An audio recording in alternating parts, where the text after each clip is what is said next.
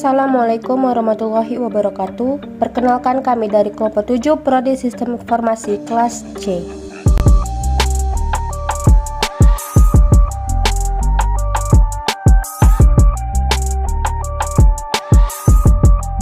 Bagaimana sejarah perkembangan bahasa Indonesia? Seperti yang kita ketahui, bahasa Indonesia adalah bahasa resmi dan bahasa persatuan bangsa Indonesia. Bahasa yang digunakan pada zaman dahulu ialah bahasa Melayu. Mengapa bahasa Melayu? Karena bahasa Melayu ialah bahasa lingua franca pada Indonesia. Apa sih yang dimaksud dengan lingua franca? Lingua franca ini ialah istilah linguistik yang berarti bahasa pengantar atau bahasa pergaulan di suatu tempat di mana terdapat penutur yang berbeda-beda. Nah, oleh karena itu sebagai lingua franca, bahasa Melayu ini cepat tersebar di berbagai Nusantara. Alasan yang kedua, bahasa Melayu juga mempunyai sistem yang sederhana dan mudah dipelajari. Karena sederhana dan mudah dipelajari, bahasa Melayu lebih diterima dibandingkan dengan bahasa lain. Alasan yang ketiga, karena faktor psikologis, yaitu suku bangsa Jawa dan Sunda telah sukarela menerima bahasa Indonesia menjadi bahasa nasional dan didukung dengan rasa kesatuan dan persatuan. Nah, pada abad ke-15 berkembang bentuk yang disebut sebagai bentuk resmi bahasa Melayu karena dipakai Sang Kesultanan Malaka, yang kelak akan diklaim menjadi bahasa Melayu tinggi. Dan penggunaannya juga terbatas pada kalangan keluarga kerajaan di sekitar Sumatera, Jawa, dan Semenanjung Malaya. Selanjutnya, bahasa Melayu menyebar ke pelosok Nusantara bersamaan dengan menyebarnya agama Islam pada wilayah Nusantara, dan makin berkembang serta bertambah kokoh keberadaannya sebab bahasa Melayu praktis diterima oleh warga Nusantara menjadi bahasa perhubungan antara pulau, suku, perdagangan, bangsa, dan antar kerajaan. Perkembangan bahasa Melayu pada daerah Nusantara mensugesti serta mendorong timbulnya rasa persatuan dan rasa persaudaraan bangsa Indonesia. Oleh karena itu, para pemuda yang tergabung pada perkumpulan pergerakan secara sadar mengangkat bahasa Melayu sebagai bahasa Indonesia menjadi bahasa persatuan buat semua bangsa Indonesia. Ejaan artinya cara atau hukum menulis kata istilah dengan alfabet dari disiplin ilmu bahasa. Terbentuklah istilah kalimat yang mudah serta enak didengar serta dipergunakan pada komunikasi sehari-hari. Sinkron menggunakan apa yang sudah diketahui bahwa penyempurnaan ejaan bahasa Indonesia terdiri ejaan Van Ophuijsen dan ejaan Swandi. Ejaan Van Ophuijsen ini adalah ejaan bahasa Melayu menggunakan huruf Latin. Charles Van Ophuijsen yang dibantu oleh Nawawi Sultan Ma'mur serta Muhammad Taim Sultan menyusun ejaan baru di tahun 1896. Tata bahasa yang lalu dikenal dengan nama ejaan Van Ophuijsen ini resmi diakui pemerintah kolonial di tahun 1901. Asal ejaannya yaitu yang pertama, huruf I untuk membedakan antara alfabet I menjadi akhiran. Yang kedua, alfabet J untuk menuliskan istilah kata seperti kata jang, pajah, dan sajang. Yang ketiga, alfabet ON. Ini untuk menuliskan istilah seperti guru, itu, umur. Selanjutnya juga ada ejaan Swandi. Ejaan ini merupakan ketentuan ejaan pada bahasa Indonesia yang berlaku sejak 17 Maret 1947. Ejaan ini kemudian biasa disebut dengan menggunakan nama ejaan Swandi. Ejaan ini memperbarui ejaan-ejaan yang sebelumnya yaitu ejaan Van Ophuijsen yang mulai berlaku sejak tahun 1901. Yang pertama, alfabet OE diganti dengan huruf U. Selanjutnya ada ejaan yang disempurnakan atau biasa disebut EYD. Ialah bahasa Indonesia yang berlaku sejak 1972. Ejaan ini menggantikan ejaan-ejaan yang sebelumnya.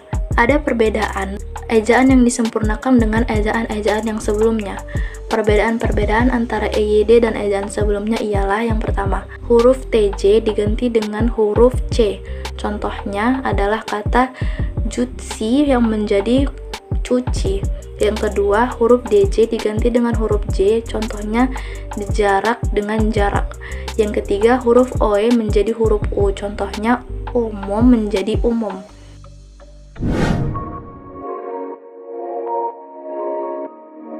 Fungsi bahasa Indonesia. memiliki 4 macam fungsi, yaitu fungsi sebagai identitas negara, fungsi sebagai kebanggaan negara, fungsi sebagai alat komunikasi, dan fungsi sebagai alat pemersatu bangsa. Pertama, bahasa Indonesia sebagai identitas negara. Fungsi pertama dari fungsi bahasa Indonesia sebagai bahasa nasional dibuktikan dengan digunakannya bahasa Indonesia dalam bulir-bulir Sumpah Pemuda yang bunyinya, "Kami, putra dan putri Indonesia, mengaku bertumpah darah satu, tanah air Indonesia. Kami, putra dan putri Indonesia, mengaku berbangsa satu, bangsa Indonesia. Kami, putra dan putri Indonesia, menjunjung bahasa persatuan, bahasa Indonesia." Yang kedua, bahasa Indonesia sebagai kebanggaan bangsa. Fungsi kedua dari fungsi bahasa Indonesia sebagai bahasa nasional dibuktikan dengan masih digunakannya bahasa Indonesia sampai sekarang ini. Berbeda dengan negara-negara lain yang terjajah, mereka harus belajar dan menggunakan bahasa negara sepermakmurannya. Contohnya saja di India dan di Malaysia, yang harus menggunakan bahasa Inggris. Yang ketiga, bahasa Indonesia sebagai alat komunikasi.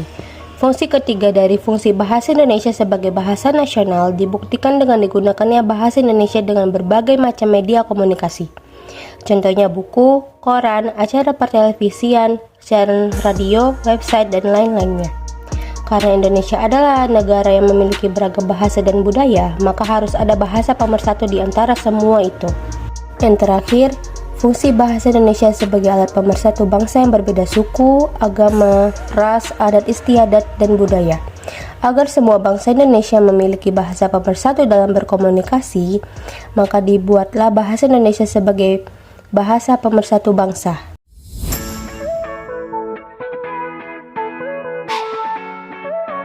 Kedudukan bahasa Indonesia. Bahasa Indonesia memiliki dua kedudukan penting di Negara Kesatuan Republik Indonesia. Yang pertama adalah bahasa Indonesia sebagai bahasa nasional, dan yang kedua, bahasa Indonesia sebagai bahasa resmi negara. Dalam kedudukannya sebagai bahasa nasional, bahasa Indonesia berfungsi sebagai sarana pemersatu berbagai suku bangsa dan sebagai sarana komunikasi antar daerah dan antar budaya daerah. Contohnya seperti Indonesia memiliki berbagai suku dan bahasa, seperti bahasa Minang, bahasa Jawa, bahasa Batak, maupun bahasa Sunda, yang masing-masing memiliki ciri khas yang berbeda.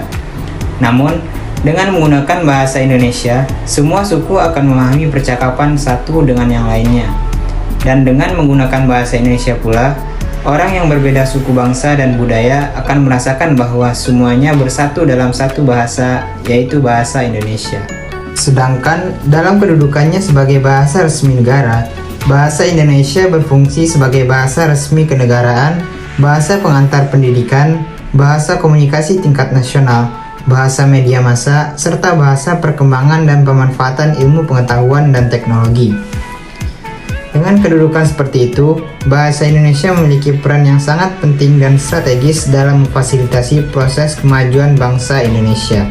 Contohnya sebagai bahasa resmi negara, yaitu bahasa Indonesia sering dipakai dalam pidato kenegaraan. Bahasa Indonesia juga sering dipakai oleh guru maupun dosen dalam proses belajar mengajar, dan bahasa Indonesia juga dipakai dalam media massa seperti surat kabar, televisi, radio, dan sebagainya. Lalu, apa upaya pemerintah untuk meningkatkan peran dan kedudukan bahasa Indonesia? Dalam hal ini, pemerintah meningkatkan fungsi bahasa Indonesia menjadi bahasa internasional secara bertahap, sistematis, dan berkelanjutan. Ada 3 strategi yang akan dilakukan untuk meningkatkan fungsi bahasa Indonesia menjadi bahasa internasional. Yang pertama yaitu dengan meningkatkan jumlah kosakata. Kedua, mengembangkan uji kemahiran berbahasa Indonesia atau UKBI yang akan menyertai pengujian di Indonesia. Dan yang ketiga adalah pemerintah akan mencoba membawa Indonesia ke luar negeri. Caranya dengan menyusun kamus bahasa ASEAN yang terdiri dari 10 negara anggota ASEAN. Dalam hal ini, dapat disimpulkan bahwa pemerintah tidak hanya ingin bahasa Indonesia menjadi bahasa nasional dan bahasa resmi negara, namun pemerintah ingin bahasa Indonesia meningkat menjadi bahasa internasional dan menjadi bahasa pengantar pendidikan di dunia. Marilah kita bersama-sama mewujudkan keinginan upaya pemerintah agar bahasa Indonesia menjadi bahasa internasional dengan cara melaksanakan upaya-upaya yang telah diterapkan oleh pemerintah kepada rakyat Indonesia agar bahasa Indonesia menjadi bahasa internasional dan bahasa pengantar pendidikan di dunia. Mungkin hanya sekian presentasi dari kelompok 7. Mohon maaf jika ada kesalahan dan kekurangan. Dan jika ada pertanyaan ataupun tanggapan kami persilahkan. Saya Ahmad Fadil Ramadan bersama dua partner saya, Karina Rahmadini Purba dan Mutia Hasna. Kami pamit undur diri. Wabillahi taufiq wal hidayah. Assalamualaikum warahmatullahi wabarakatuh.